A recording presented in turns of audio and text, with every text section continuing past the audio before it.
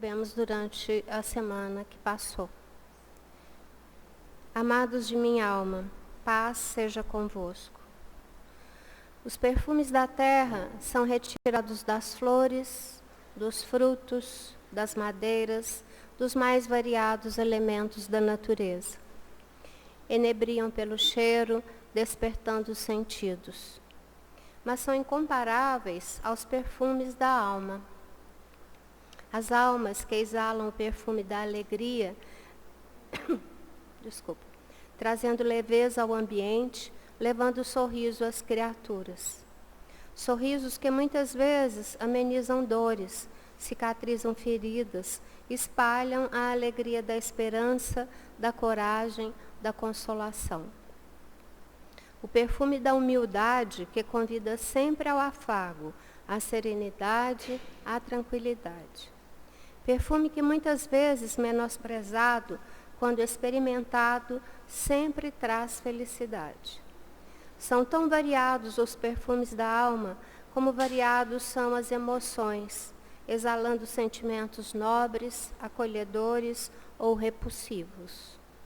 A alma exala a vibração do ser. Perfumar a alma de virtudes para se chegar ao ápice de espargir o aroma do amor, o perfume de todas as virtudes. A alma perfumada de amor perfuma em nome do Criador.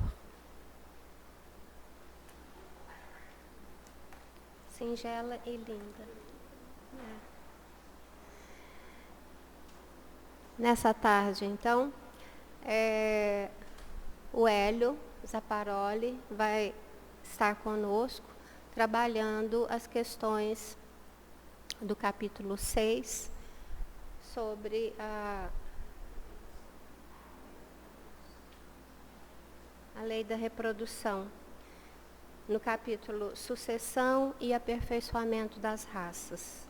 Ele vai começar conosco na questão 690. Que Jesus esteja conosco, vamos fazer a nossa oração para dar início então aos trabalhos desta tarde. Abençoado Jesus, que a sua luz nos inspire sempre a espargir o nosso perfume, a nossa alegria, a nossa serenidade aos irmãos que nos rodeiam. Que o seu amor esteja a nos inspirar, que o seu amor esteja a colocar em nós e que nós possamos transferir todo esse amor aos irmãos, que são nossos irmãos. Em nome de Jesus, nós damos início então aos trabalhos desta tarde. Que assim seja.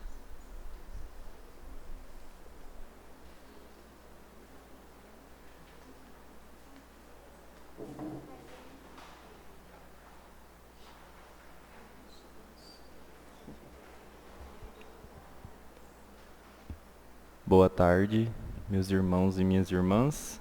Que a paz do nosso Divino Mestre continue presente em nossos corações. Hoje, como a nossa irmã Sandra falou, nós vamos dar continuidade ao nosso capítulo 4 do livro 3º do Livro dos Espíritos, a lei da reprodução. É interessante a gente imaginar, né? Nossa, a reprodução é uma lei. Parece que é óbvio, né? Mas ela traz consigo muitas e muitas curiosidades e muita sabedoria por parte de nosso Pai, que tudo faz com amor, com sabedoria, com uma finalidade e, sobretudo, nos dando a oportunidade de estarmos sempre evoluindo. Nós estamos estudando a lei da reprodução e mais tarde estudaremos a lei do progresso, a lei de sociedade e várias outras leis. Mas eu gostaria que vocês observassem mais tarde, quando chegarmos nessas leis citadas, que observem como elas se encaixam. Não apenas essas 3, mas todas. E aí a gente vai começar a ter um pequeno vislumbre da sabedoria e do amor do Pai para conosco. É muito lindo quando a gente começa, aos poucos, compreender a grandiosidade e, ao mesmo tempo, parece contraditório, mas a simplicidade, como tudo é feito, como tudo foi feito. E, principalmente, o que nos espera quando, através dos nossos esforços, alcançarmos a tão sonhada, prometida vida eterna por nosso Jesus, por nosso irmão Jesus, que está na perfeição. Então vamos continuar de onde paramos, questão 690. Eu vou ler, o nosso irmão Renato vai ler a resposta, vamos fazendo uma pausa, comentando, esperando perguntas, então não se acanhem, façam perguntas. Estamos aqui hoje para interagir, para entrar nessa dinâmica, porque nem tudo é tão simples quanto parece. E as respostas trazidas pelos nossos irmãos espirituais, elas cabem perguntas.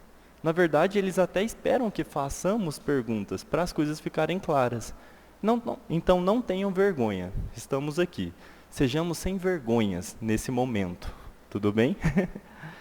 Vamos lá. Do ponto de vista puramente físico, essa é uma pergunta de Kardec, tudo bem?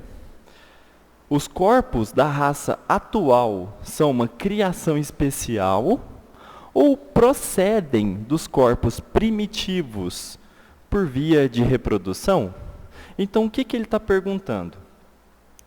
Essa organização fisiológica, física, anatômica que nós temos hoje, ela foi assim, especialmente pronta para ocupar os nossos espíritos aqui, ou essa organização física, anatômica que nós temos hoje, ela é um processo de várias e várias gerações, até alcançar o que temos aqui hoje, a forma como estamos hoje? É essa a pergunta do nosso irmão Kardec. A gente pode lembrar um pouco da teoria da evolução, de Darwin, de Lamarck, certo? Só para a gente contextualizar. Então, Renato, o que os espíritos responderam? A resposta dos espíritos foi: a origem das raças se perde na noite dos tempos. Mas, como todos os pertencentes à grande família humana, qualquer que seja o tronco primitivo de cada uma, puderam mesclar-se e reproduzir novos tipos. Então, o que a gente pode entender? A origem, ela vai se perder nas noites dos tempos, como os espíritos disseram.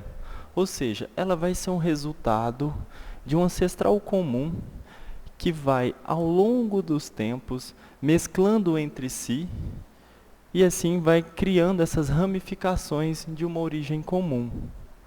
Ou seja, é o resultado de vários cruzamentos, por assim dizer, com seres, né, da mesma espécie, mas de diferentes localidades, que vai dando essa variedade de etnias e vai chegando até como nós nos vemos hoje. Pergunta interessante. Será que daqui para frente vai modificar essa organização? Será que esse corpo que nós temos aqui hoje também vai evoluir? Com toda certeza. Por quê? Porque estamos sempre progredindo. O espírito está progredindo. Nós estamos evoluindo quanto espíritos imortais.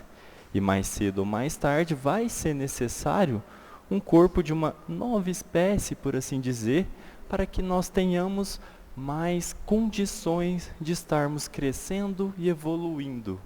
Um aluno que hoje chega na faculdade, se ele volta para o ensino médio, ele não terá novidades para aprender. O ensino médio não dará a ele mais as condições para aprender algo novo. Ele pode voltar como professor, mas jamais como um aluno que está ali para absorver novo conteúdo.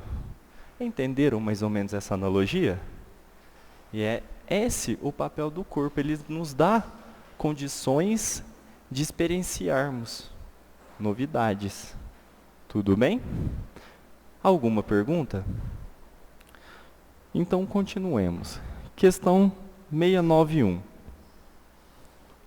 Qual é, do ponto de vista físico, o caráter distintivo e dominante das raças primitivas?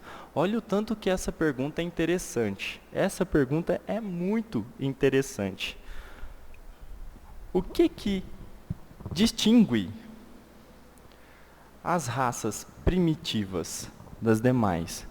O que é, fisicamente falando? Pode ler. Então, desenvolvimento da força bruta em detrimento da intelectual. Atualmente, dá-se o contrário. O homem faz mais pela inteligência do que pela força física. E, no entanto, faz 100 vezes mais, porque colocou o seu serviço às forças da natureza, o que não fazem os animais. Olha que interessante.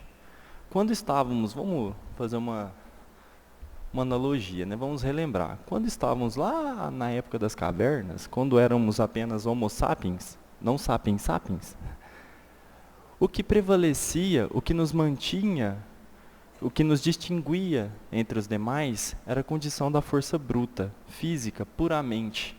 Só que nós somos seres dotados da intelectualidade.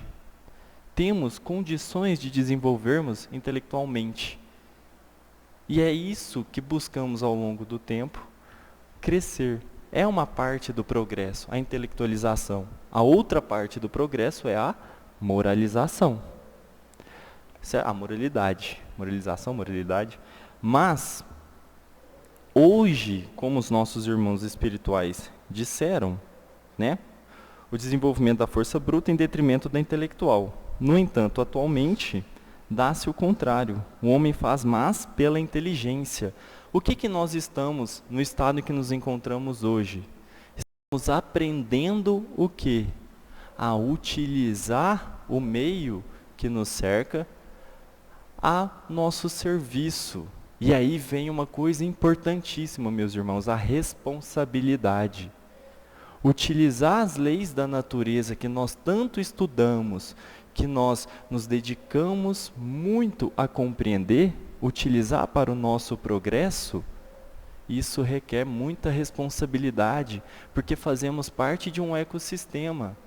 E tudo na natureza, isso até fisicamente falando, preza pelo equilíbrio. A nossa ação na natureza, utilizando essas forças da natureza, ela deve ser para quê?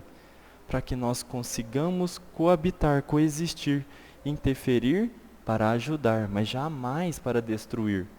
E é o que nós viemos procurando, estamos procurando ao longo desses anos, esse ponto de equilíbrio, certo? A intelectualidade hoje, no estado em que nos encontramos, ela já é maior do que a força bruta. Nós já estamos aprendendo a utilizar essa intelectualidade que nos foi dada como um ponto de crescimento, de evolução e, principalmente, estamos aprendendo a utilizá-la como um ponto também para ajudarmos uns aos outros e ajudarmos o planeta em que vivemos, ajudar no sentido do progresso. Nas próximas perguntas isso vai ficar bem claro. Tudo bem? Alguma? Oba, adoro perguntas, diga.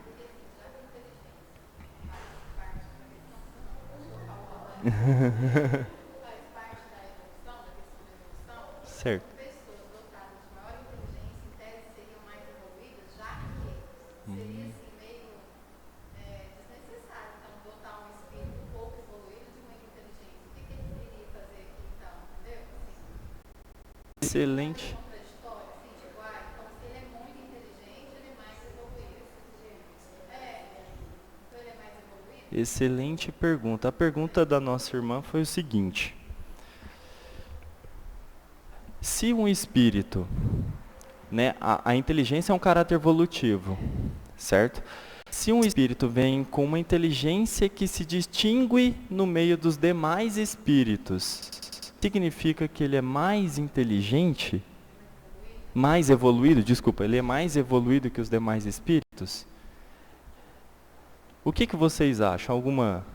Eu gosto de jogar a pergunta para todo mundo para ver o que vem, depois a gente chega num denominador comum. Diga.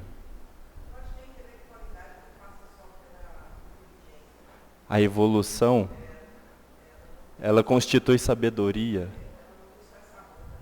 Exatamente. Olha, a evolução, a inteligência, a intelectualização é um ramo da inteligência, certo? Da inteligência, da evolução.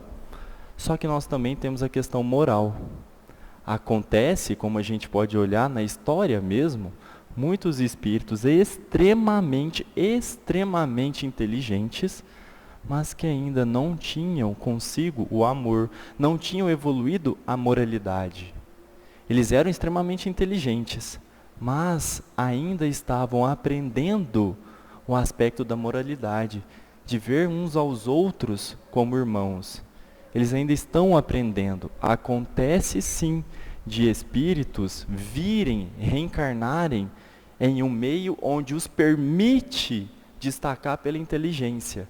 Porque até esses que aqui são extremamente inteligentes, se reencarnam em mundos de regeneração, mundos felizes, trazendo essa comparação. Mas acontece desses espíritos virem e reencarnarem em um local onde eles se destacam pela inteligência, certo? Mas não significa que eles são mais evoluídos. O que caracteriza a evolução como um todo é a questão moral e a questão intelectual também. Ou seja, os caracteres do homem de bem lá do Evangelho. E o homem que nasce com essa capacidade da inteligência, certo? De se destacar pela inteligência, a gente vai lembrar da missão do homem inteligente na Terra. Quando o espírito é dotado de uma inteligência que se destaca, ele tem consigo responsabilidades. É um talento. Vocês se lembram da parábola dos talentos? É um talento. Aquele que utiliza a condição que ele está naquele momento para subjugar, para se achar melhor do que os outros, o que ele está fazendo com esse talento? Ele está enterrando esse talento. E não significa que ele é mais evoluído, mas sim que ele tem uma responsabilidade e que, através daquele talento, ele pode desenvolver uma moralidade. Ele pode utilizar aquilo para os fins designados a ele por Deus.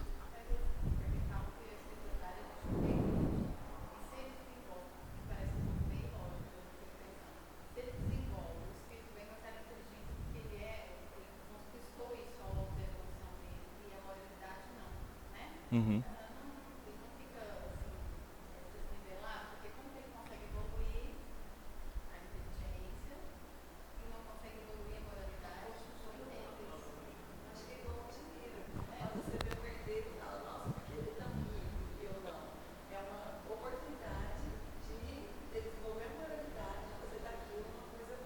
Uhum.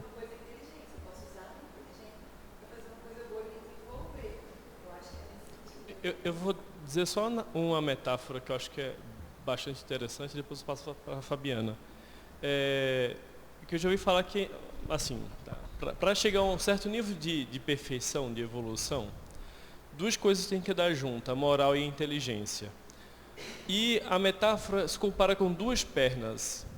Eu posso dar um passo muito grande com a perna direita, que é, vamos supor, da inteligência. Mas chega um momento que a perna direita não vai mais para frente, porque a moral tem que andar junto com ela.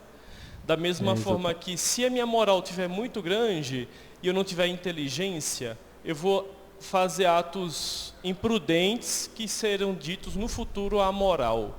Então elas têm que andar juntinhas. Meio que, o que a gente vê, pelo menos eu vejo no nosso planeta, é que há uma inteligência muito grande, mas a moral não muito alta. Aí chega um momento que meio que estagna isso, até que a gente tenha mais discernimento moral para conseguir evoluir mais intelectualmente. Né? Eu não sei se fica um pouco claro essa metáfora, mas a Fabiana tem mais conhecimento. Não, é o que o Renato está falando mesmo, o que o Hélio está falando, mas entender assim. A gente está falando de uma lei de reprodução, que a gente saiu da animalidade e indo em direção a essa perfeição. Então, quando a gente pensa na inteligência, é o que começa a nos separar dos animais. Então, a primeira inteligência é a capacidade que a gente tem de entender que nós existimos. Penso, logo existo. Então, você vai tomando um conhecimento de si mesmo, de que você pensa, você existe, você tem ali os seus desejos. E com essa inteligência, você vai se instruindo. Então, o primeiro que destaca é a inteligência. Depois, a gente começa a buscar a moralidade. Então, quando a gente está falando aqui no mundo de expiações e provas, é o que o Renato está falando. A gente tem uma inteligência desenvolvida. Mas agora começa-se também o quê? A buscar por essa moralidade. Como que a gente busca? A cada um segundo as suas obras. Então, a gente tem liberdade de escolha e tem consequência. Então, essa evolução, o que vai acontecendo? A gente vai percebendo, por exemplo, dentro dessa lei de reprodução. Vamos pensar uma pessoa que, de repente, ela não se sentiu capaz de ser mãe. Ela abortou. Quando a gente lida com as mães, elas não precisam serem apontadas, porque a dor delas é muito grande. Muitas cometeram por ignorância, por desconhecimento, às vezes, daquele vazio existencial. Então, numa próxima encarnação, isso é um ensinamento que fica. Então, a gente vai evoluindo em inteligência, mas também entra aqui a moralidade. Essa é a diferença. Vai acompanhar. É a perna lá do Renato. Certinho. Continuemos na questão 692. O aperfeiçoamento das raças animais e vegetais pela ciência é contrário à lei natural? Seria mais conforme a essa lei deixar as coisas seguirem o seu curso normal? Ou seja, o que Kardec está perguntando aqui?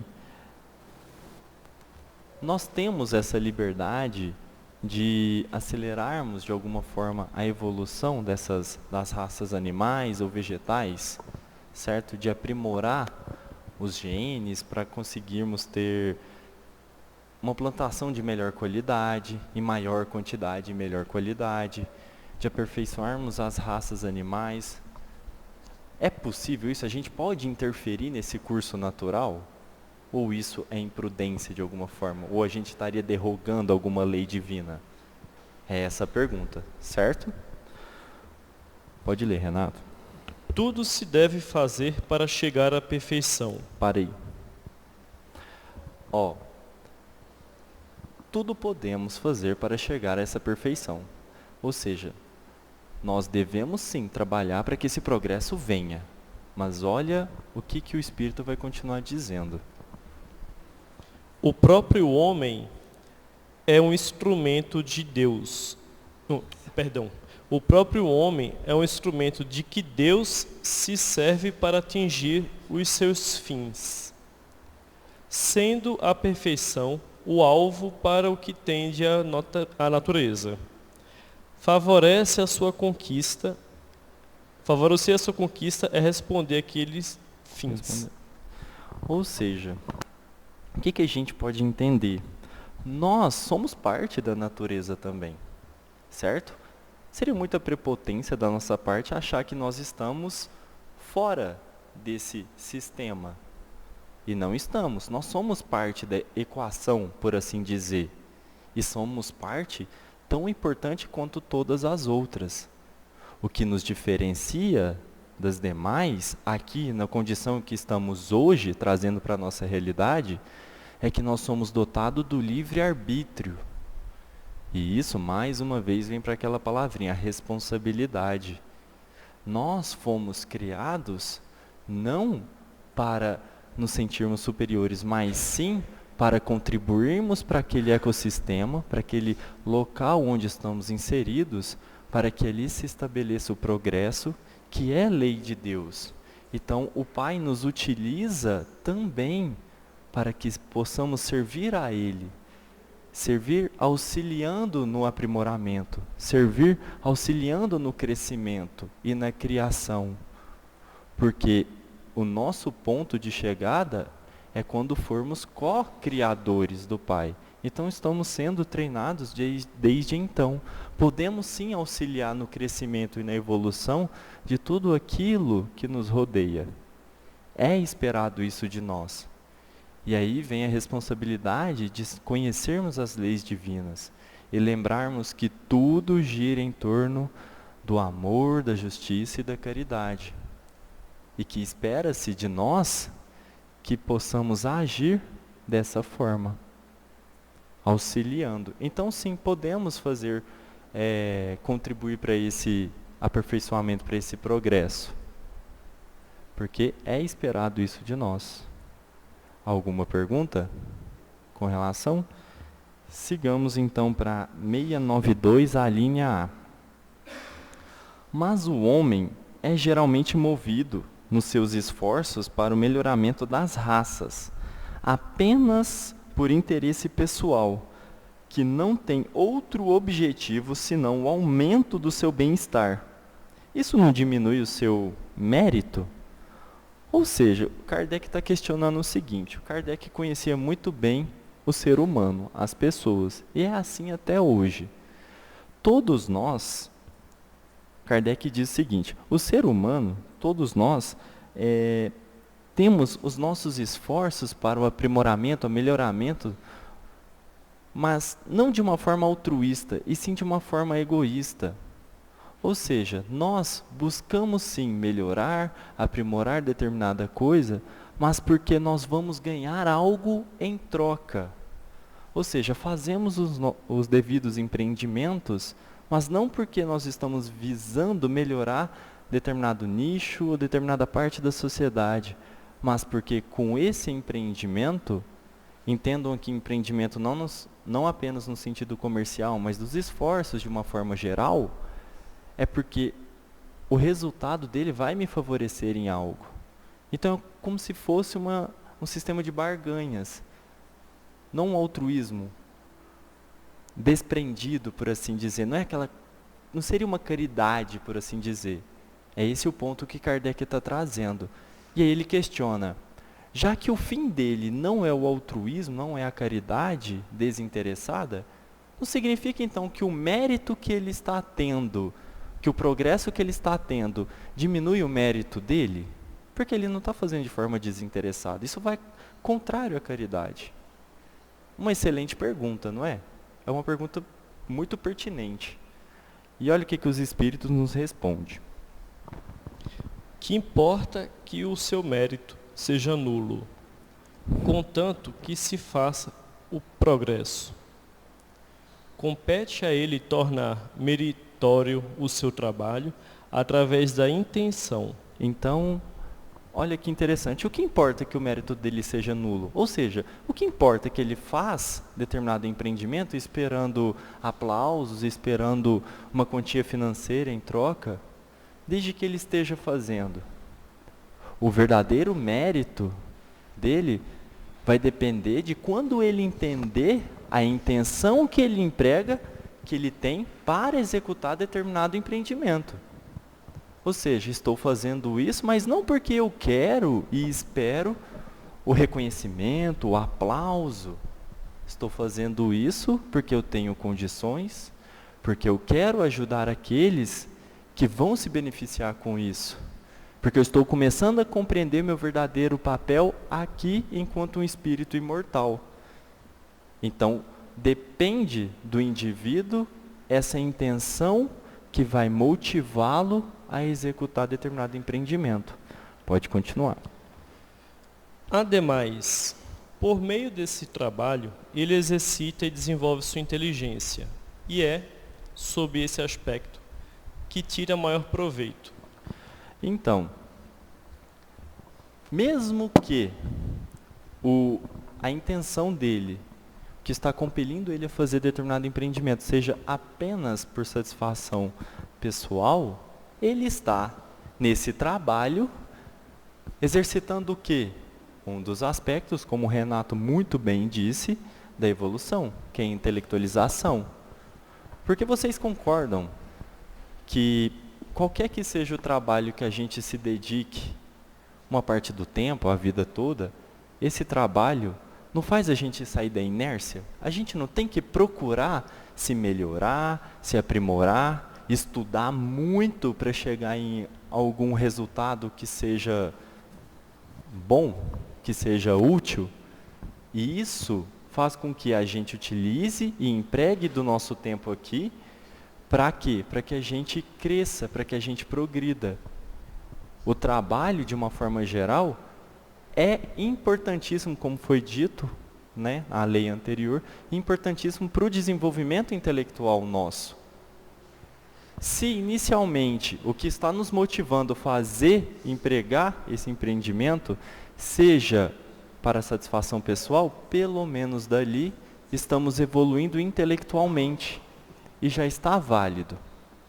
Só que vai chegar um momento que a nossa intenção, ela vai começar a modificar. Isso vai depender da gente para colhermos o mérito de forma mais ampla, por assim dizer. Certinho? Alguma pergunta com relação a isso? Eu posso complementar aqui uma Pode. Coisa que me veio em mente? À vontade. Kardec, acima de tudo, ele era um cientista da Academia de Ciências da França. Uhum. E essas 4 últimas perguntas, eu enxergo de uma forma não micro de reprodução como cópula, mas de reprodução como melhoramento genético. Uhum. Algo macro, né? E melhoramento genético a gente faz desde que começou a agropecuária, né? A laranja que existia na China há 2000 anos atrás não é a laranja que a gente come hoje. Limão não existe na natureza. Limão é um cruzamento entre laranja e não lembro o nome do outro fruto. Banana não é. Banana hoje em dia não tem semente. Quem é mais antigo sabe, banana tinha aquelas sementes grandes, pretas. Tudo tem um melhoramento genético. E assim também com os animais. A gente pega gado como o Nelore, que é uma raça agressiva, hoje em dia é muito mais mansa do que era antes. E a gente vem melhorando a natureza ao nosso favor, né?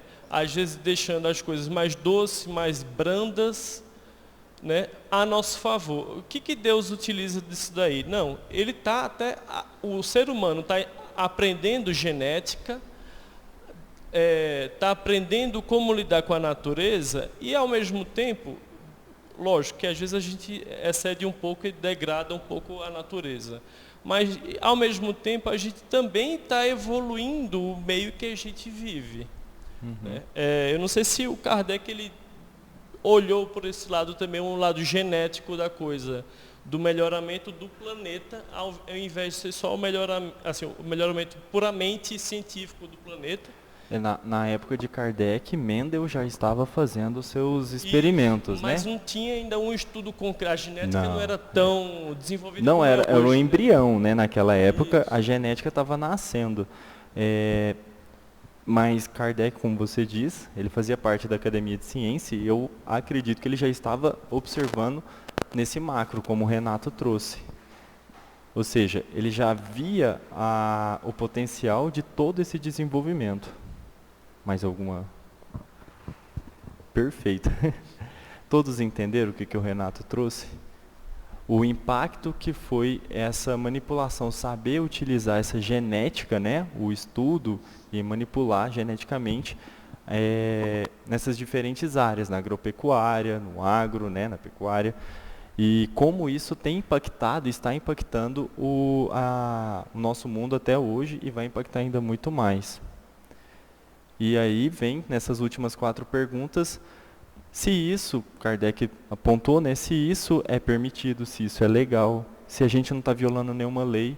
E não, como o Renato pontuou muito bem, isso está vindo para o nosso aperfeiçoamento.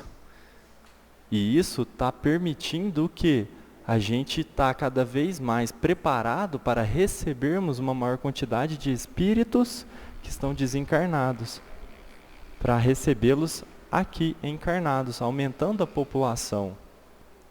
Certo? Tudo bem? Ficou claro? Alguma pergunta? Então vamos continuar. Agora nós vamos abrir a terceira sessão da lei de reprodução. Obstáculos à reprodução. Na questão 693, Kardec traz a seguinte pergunta: as leis e os costumes humanos que objetivam ou têm por efeito criar obstáculos à reprodução são contrários à lei natural? Todos entenderam a pergunta? Em suma, a pergunta está querendo dizer o seguinte: será que meios, métodos para frear essa reprodução, seja ela desenfreada, seja ela controlada, mas para frear, para que a gente manipule a quantidade de reprodução, será que isso é contrário à lei de reprodução? Será que isso é permitido, é válido? Nós temos o direito de escolher quando determinada espécie vai ou não reproduzir? Pode falar. Tudo que entrava à marcha da natureza é contrário à lei geral. Vamos ler de novo a resposta. Detalhe que o entrava não é de entrar, né? É de impedir, né? Isso. De entravar. Né? Entravar, é um entrave, né? Um escolho. Isso, é. Tudo que entrava à marcha da natureza é contrário à lei geral. Ou seja, tudo que impede a marcha da natureza, natural das coisas, é contrária à lei geral. Tudo que impede que as coisas evoluam, que elas continuem o seu ciclo natural, isso é contrário à lei de Deus. Vocês têm alguma pergunta com relação a isso?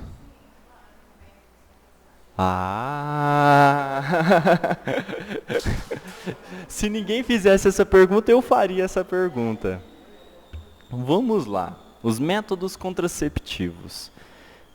Vamos mas vamos refazer essa pergunta. Os métodos contraceptivos são contrários à lei da reprodução? São contrários às leis de Deus? Nós hoje, que utilizamos os métodos contraceptivos, sejam eles quais forem, certo? Aqui a gente está falando de camisinha, de anticoncepcionais e por aí vai. Só para citar os dois mais comuns. Nós estamos sendo contrários à lei de Deus? O que vocês acham? De forma alguma. Porque vamos pensar o seguinte: Deus nos permitiu a inteligência. Nós utilizamos essa inteligência para aprimorar, para facilitar, para que a gente possa coexistir, para melhorar as nossas condições de vidas. O método contraceptivo, ele também vem para isso. E olha o estado em que nos encontramos hoje, a nossa realidade. O método contraceptivo, ele não vem como um entrave às leis naturais. Não, ele vem para que a gente possa existir de forma mais metódica, mais responsável, era essa palavra que eu estava... mais equilibrada. Por quê? Porque o mundo, a gente tem esse conhecimento, a gente sabe o quão difícil é. Então, o que a gente faz para esperar uma criança? Para termos as condições necessárias, as condições ideais para que a gente possa acolher a criança. Os métodos contraceptivos, em uma das várias análises que nós podemos fazer socialmente falando, ele nos permite nós adquirirmos essas condições estáveis, nós estarmos preparados emocionalmente, financeiramente, para termos um controle, para que não recebamos as crianças sem condições nenhumas, a deixar deliberadamente, para que nós tenhamos essa... É um método responsável até. E o que é mais bonito nisso tudo? É a questão do nosso livre-arbítrio. Que nós possamos criança, mas pelo amor de querer criar um filho, de querer ter um filho, e e não vir no susto, sem a vontade. O conceptivo, ele não é contrário à lei divina. Ele aumenta a nossa responsabilidade.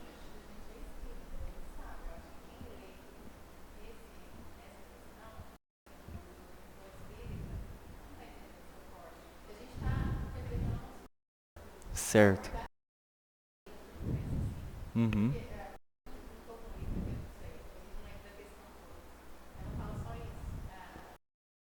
A resposta é só essa.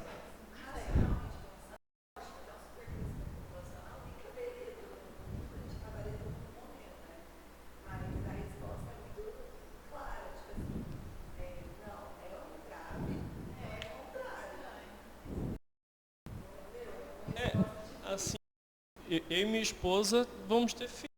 Ela sempre usou o método contraceptivo, né? A gente só conseguiu controlar quando a gente quis ter filho. Outro exemplo aqui, a Fabiana tem 3 filhos, o Fred...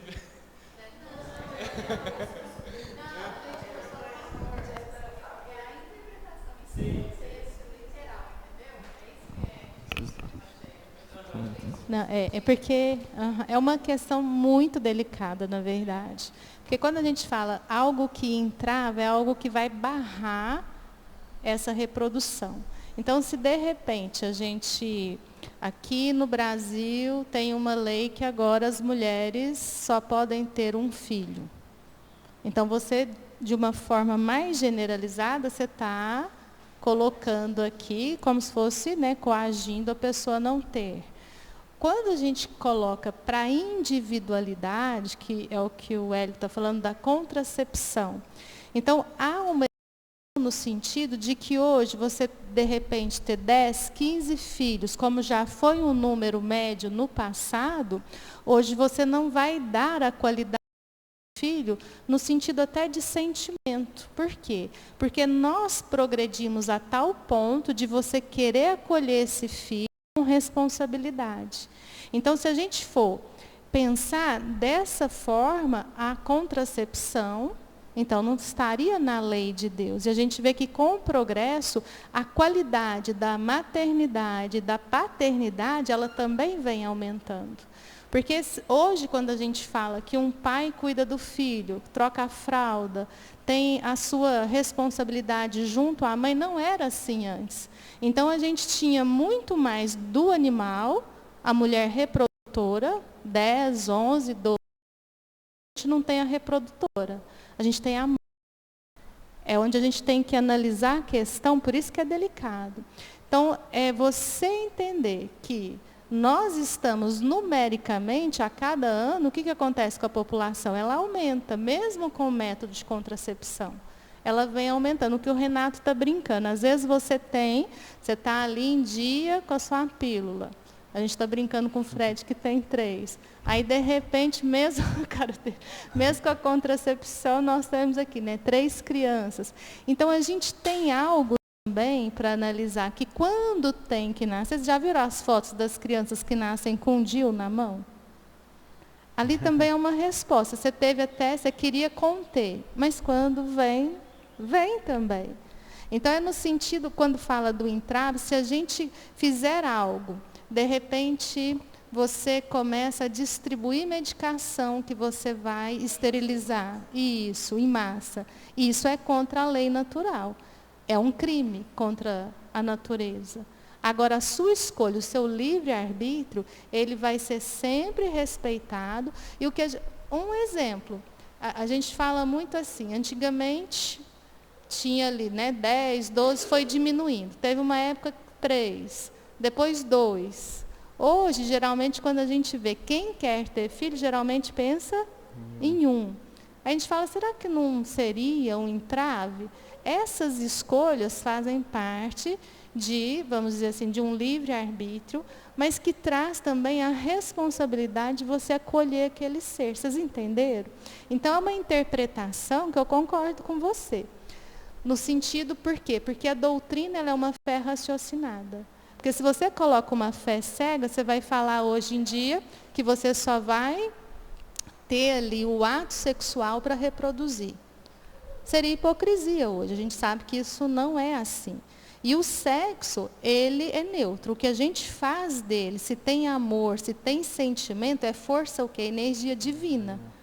Se a gente usa de forma escusa, aí a gente está também o quê? A gente está fazendo com que uma energia que seria edificante, ela seja totalmente ali uma energia até venenosa, né? Quando a gente fala um sexo violento, você violenta alguém, isso é um crime hediondo, né? Eu concordo que é uma pergunta bem difícil. Já. Gente, então, estouramos o tempo. Passou rápido, né? Sempre quando tem interação, passa mais rápido. Então, que a paz do nosso Divino Mestre continue presente e que possamos estar aqui reunidos semana que vem. Fiquem todos em paz.